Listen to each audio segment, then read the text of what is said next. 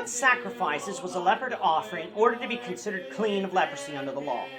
This is the question that we seek to answer today as we continue our verse-by-verse study of the book of Leviticus on Walking Through the Bible. If you have a Bible with you, turn to Leviticus chapter 14. We're going to be reading from verses 10 to 20. If you don't have a Bible, don't worry. Just follow along with us on the screen. The version that we'll be reading from is the New King James Version. So, Leviticus chapter 14, beginning of verse 10.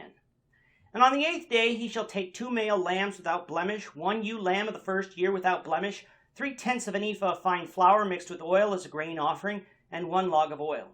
Then the priest who makes him clean shall present the man who is to be made clean, and these things before the Lord at the door of the tabernacle of meeting. And the priest shall take 1 male lamb and offer it as a trespass offering, and the log of oil, and wave them as a wave offering before the Lord. Then he shall kill the lamb in place where he kills the sin offering and the burnt offering, in a holy place, for as the sin offering is the priest, so is the trespass offering. It is most holy.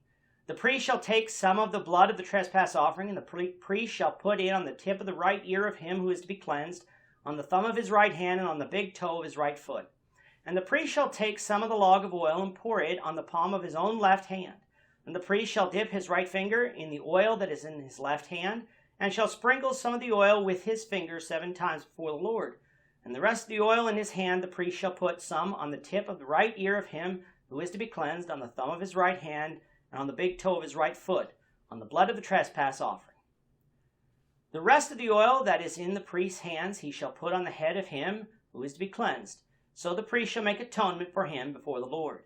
Then the priest shall offer the sin offering, and make atonement for him who is to be cleansed from his uncleanness. Afterward he shall kill the burnt offering, and the priest shall offer the burnt offering and the grain offering on the altar. So the priest shall make atonement for him, and he shall be clean. In this chapter we have the process that was required for someone to be cleansed of their leprosy. It was not enough under the law simply to have the disease disappear. You actually had to cleanse yourself according to the Lord's commands in order to be clean and resume daily life. If the priest examined a leper and saw that the disease was gone, then the priest would take 2 birds along with cedar wood, scarlet, and hyssop. He would kill 1 bird over running water and dip the second live bird in the blood of the bird who was killed. This would be sprinkled over the head of the leper 7 times, after which the live bird would be set free into a field. The leper was then to wash himself and his clothes, shave his head and beard. He could then enter the camp again, but must sit outside his house for 7 days. Following the 7 days, he was again to wash himself and his clothes and shave off any hair that had grown back. You would think that he was done, but no, he now had to offer the sacrifices that he could not offer while he was unclean. If you noticed as we read, 4 of the 5 sacrifices that we read of earlier in this book were offered. The only sacrifice missing is the peace offering. Why this omission? The only thing I can think of is that the one who had leprosy was not yet fully clean under the law, and one was forbidden of offering and eating the peace offering if they were unclean. If that isn't the explanation, then the only other option is because God said so, and that would certainly suffice for us.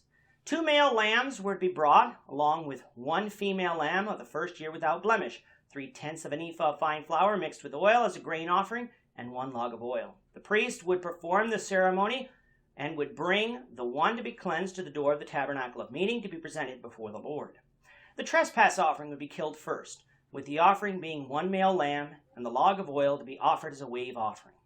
The log of oil was an addition to the trespass offering to be included for this ceremony.